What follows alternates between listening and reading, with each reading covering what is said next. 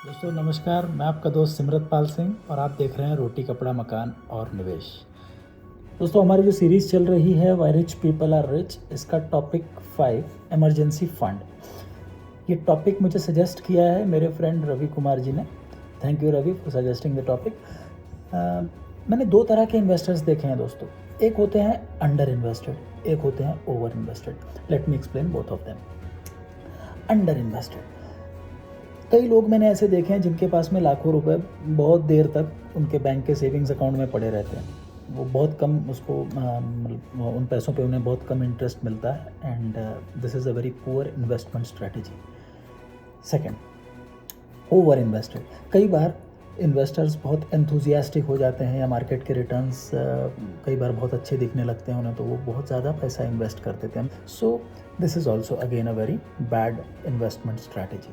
करना क्या चाहिए दोनों केसेस में? हमें करना ये चाहिए कि एक इमरजेंसी फंड हमेशा साइड में रखना चाहिए। इसकी ज़रूरत इस समय से बेहतर हमें नहीं महसूस हो सकती थी। दोस्तों इमरजेंसी फ़ंड बनाना बहुत आसान है।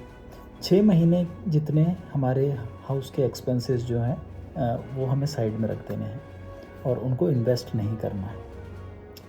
अब जब ये इतना सिंपल है तो इसको फॉलो करना मुश्किल क्यों होता है? ये सबसे बड़ी दिक्कत है। ये मैं आपको एक प्रैक्टिकल सिचुएशन बताता हूँ जो अक्सर इन्वेस्टर्स के साथ होता है। अब होता ऐसा कि एक इन्वेस्टर आया, उसने मुझे बताया कि मेरे पास में ये 5 लाख रुपए हैं और इसे मुझे इन्वेस्ट कर देना है। तो मेरा सबसे पहला सवाल होता है कि आपके पास में इमरजेंसी फंड्स हैं?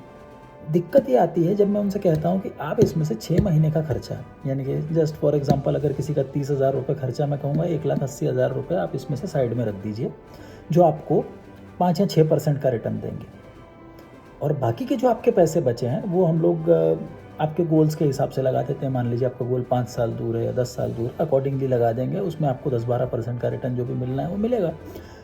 अब इन्वेस्टर ये बात जब वो सोचता है जब ये बात कि यार मेरे 1,80,000 रुपये पे तो सिर्फ 5-6% रिटर्न मिलेगा, वो उस समय रिटर्न्स कैलकुलेट करने लग जाता है। भले ही वो रिटर्न्स कम जनरेट कर रहा है दोस्तों, लेकिन एक बहुत बड़ा फाइनेंशियल सपोर्ट, एक कॉन्फिडेंस आपके पास होता है। जब आपके अकाउंट में पैसा होता है आपको कॉन्फिडेंस होता है, यस ठीक है ये समय निकल जाएगा। आप जस्ट फॉर एग्जांपल इस सिचुएशन से लड़ने के लिए, अनफॉर्चुनेटली अगर किसी के पास में पैसे नहीं है इस टाइम पर, उसको इनकम वो सफ़र कर रहा है, तो सोचिए उसके ऊपर क्या बीतती होगी। हाँ तो दोस्तों प्रैक्टिकली जब हमें इमरजेंसी फ़ंड मेंटेन करना है, हम उसे अपने बैंक अकाउंट में ना रखें, हम उसे म्यूचुअल फंड्स के लिक्विड फंड्स में हम लोग उसे इन्वेस्ट कर सकते हैं।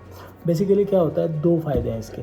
एक तो अगर आपके बैंक के सेविंग्स अकाउंट में पैसा है तो एक अर्ज होती है यार नहीं मेरे पास पैसा है, मैं ये खरीद लूँ वो खरीद लूँ, आपके वो पैसे साइड में रख दीजिए। लिक्विड फंड में होंगे तो आपकी नज़र से थोड़े से साइड में बचे रहेंगे वो पैसे। दूसरी चीज़, आपको वहाँ पर रिटर्न्स ज़्यादा मिलेंगे लिक्विड फंड। सो विन विन सिचुएशन है दोस्तों। ज़रूरी नहीं है कि आपके पास में आज बड़ी अमाउंट होनी चाहिए जिससे आप अपना इमरजेंसी फ़ंड बनाएं। हर महीने थोड़े थोड़े पैसे साइड में लिक्विड फंड्स में आप डालते चलिए।